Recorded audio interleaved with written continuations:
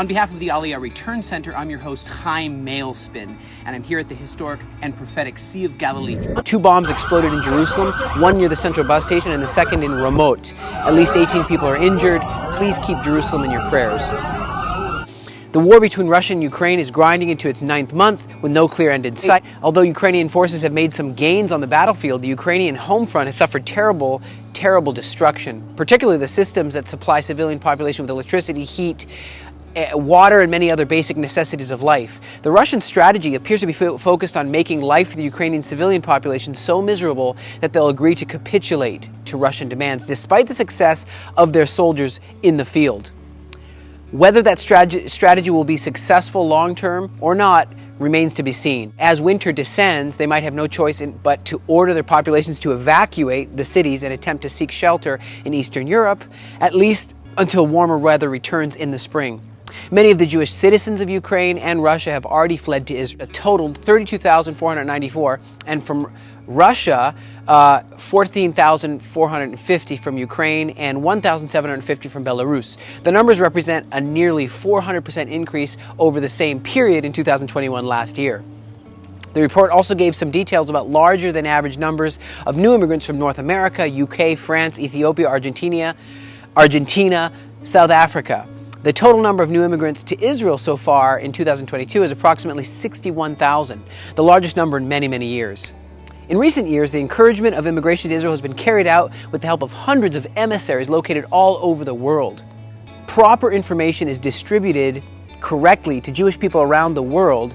Tens of thousands of people then make Aliyah when they hear about the possibility to make Aliyah here to this land. In related news, dozens of events were held at synagogues and Jewish community centers around the US and Canada aimed at distributing information to Jewish people interested in returning to the ancestral Jewish homeland. The events were a joint effort by Nefesh B'Nefesh, Israel's Ministry of Aliyah, Israel's Ministry of Integration, Jewish Agency for Israel, Karen Kayemet for Israel, and JNF USA. The Jerusalem municipality, a long-favored destination for new immigrants from North America, also participated in these events. Yair Lapid issued a statement on Tuesday afternoon regarding an impending free trade deal between Israel and Japan. This morning, in Tokyo, we agreed to take a step forward to signing a free trade agreement between Israel and Japan, which means discounts for products and goods from Japan for the benefit of Israeli market and increasing Israeli exports to Japan, the 3rd largest economy in the world.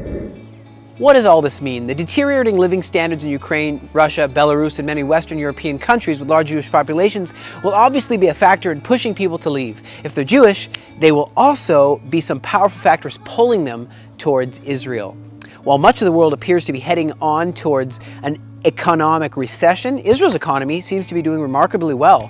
Although there have been some jobs lost, especially in the high-tech sector, which is facing a global slowdown, there are other jobs being created. Quite a large amount of foreign capital being invested into Israel, especially from our new friends in the Persian Gulf, whose vast sovereign wealth and funds and venture capital is looking to Israel for growth opportunities. The announcement of progress towards a free trade agreement with Japan will have vast, far-reaching implications. In addition to reduced prices on many products and services for Israeli consumers, there's also the potential for increased geostrategic cooperation between Israel and Japan that will lead to increased economic opportunities for Israel in many other countries that have already close ties with Japan. Places like the Aliyah Return Center is yet another example of this private sector effort launching its efforts to welcome and absorb Jewish people who make the brave decision to leave their countries where they were born and, like Abraham, return to the promised land, come to the ancestral homeland. We serve a wide variety of immigrants from dozens of countries all over the world, and we need your help as we continue to offer this vitally important and prophetic absorption and Aliyah work. Please give generously to the work of the Aliyah Return Center today. God bless you from the Galilee. Thank you so much for joining us. We look forward to keeping you posted as to the latest developments that relate to Aliyah and return and restoration. God bless you from the land of Israel.